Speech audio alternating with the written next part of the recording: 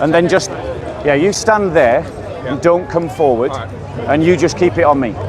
So what's the question? So I have a question about the rosaries and the statues of Mary. Yeah.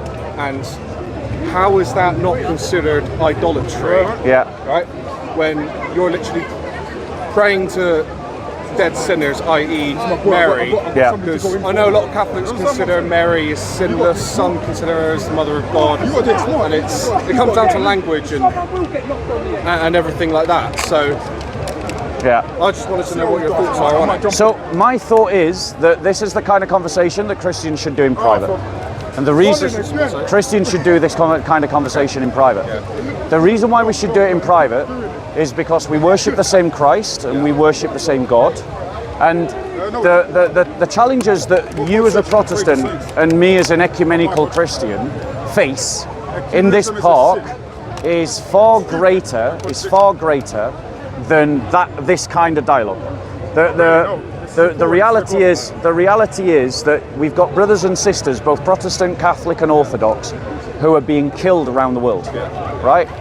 He doesn't want to be on camera. Bro, will you just calm down? You're heckling, you're fiddling with the camera. He doesn't want to be on camera. Yeah, you're just touching his camera. You're touching his camera. Yeah. So, yeah, but he doesn't want to be on camera. Is he on camera? Can you just at least do that? Okay. So the point is that when Christians are being killed, right? When we've got Muslims coming to this park, spreading lies about the Bible, about saying that it's not trustworthy, lies about our God, saying that we believe in three gods, lies about our faith, saying Jesus never called himself God, these kinds of things. This is where we need to focus our energy. When we look at the great advancement of LGBTQ ideology being pushed in our schools, right? All of these things are far more important questions. When we look at like demographic collapse amongst Christians, the fact that Christians aren't having families, right? And the fact that we're losing nearly over 90% of our youth from generation to generation and clawing back a small remainder at some later point in life. These are the real questions that Christians should be talking about. This question that you've brought to me, I'm happy to talk to you about off camera somewhere else. Not here, not today, not now. But if you and me, at the end of my time here in this park, want to go and grab a coffee and talk about it, I'll happily do that. Well, I've got to go soon anyway, but how, again, right, because I think you're a Catholic, right? Nope. You're not a Catholic, okay.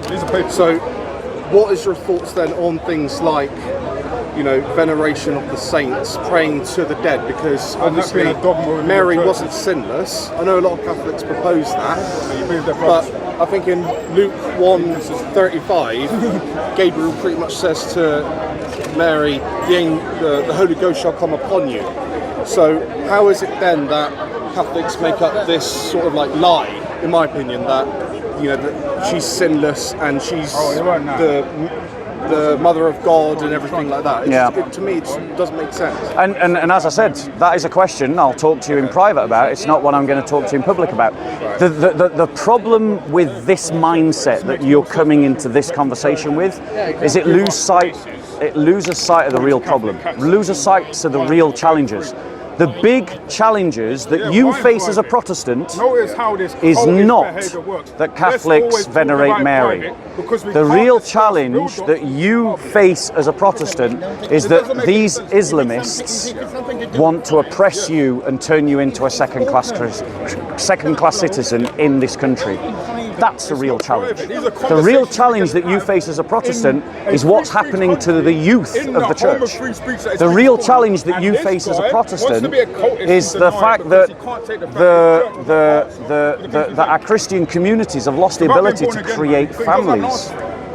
These are the real challenges that you face, and you would be better spending your energy talking with me about those kinds of questions rather than asking me to defend the Roman Catholic position when I'm not a Roman Catholic.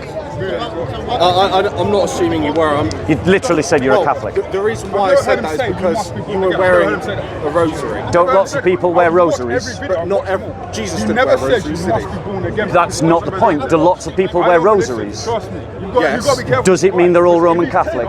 No. There you go. But the point And actually, a Roman Catholic, there's lots of Roman Catholics that would never wear a rosary because they actually see it as insulting to wear the rosary because they don't see it as a thing of fashion.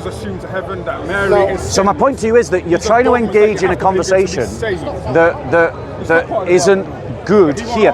Right now, rather than evangelizing non-Christians, I'm talking to a Christian. Rather than defending the faith, you're asking me to defend a church I don't even belong to. You're literally wasting my time right now. And you're also wasting your time right now because as a Christian, you should be side by side with me in defending the faith against those that attack it. I would love one. You've seen the videos. You're a very kind man. Peace be with you, bro. Good damn, man. Sure. Yeah. Yeah. So, now you also mentioned about, the abuse going on to children, and especially the Christian children. Yeah. But you could also use that as an argument for other churches that have abused children, i.e. like the Catholic Church, because how many times have we seen so many scandals of cardinals, saying, "Oh, we're real Christians. The whole Christian debate should be put aside because of the Islamists." You got a leaf in your beard? Yeah, sorry. Let me get it out for you. There you go.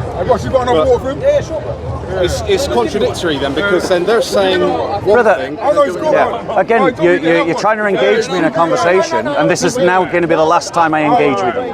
So after this, I'm done. I'm going to go and actually do something useful, right? This is useful. You're trying to get me to defend the Catholic Church, but your polemic is itself deeply unfair and unjust, because your polemic is deeply unfair and unjust because paedophilia exists in schools. It exists in Protestant churches as well. There are Protestant paedophiles. But the point is, no, hold on one second.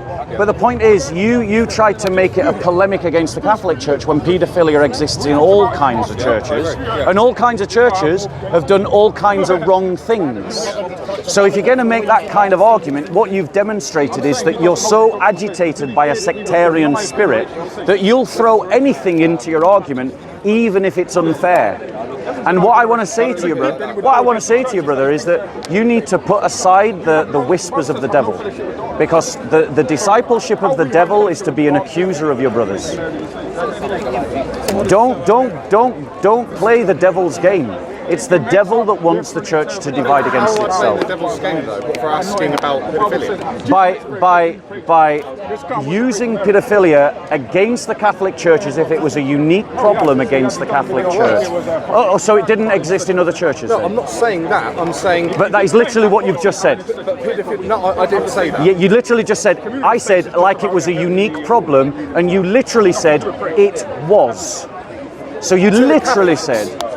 Especially for the Catholics. So it doesn't happen in. So the Church of England hasn't just because it's a unique problem for the Catholics. So the Church of England hasn't just released a report about sexual abuse inside the Church of England. Sorry. So the Church of England hasn't just released a report this year about sexual abuse inside the Church of England. Yeah, I condemn it. I heavily condemn it. No. Hold on. But you said it was a unique problem in the Catholic Church. Yeah. But it's not.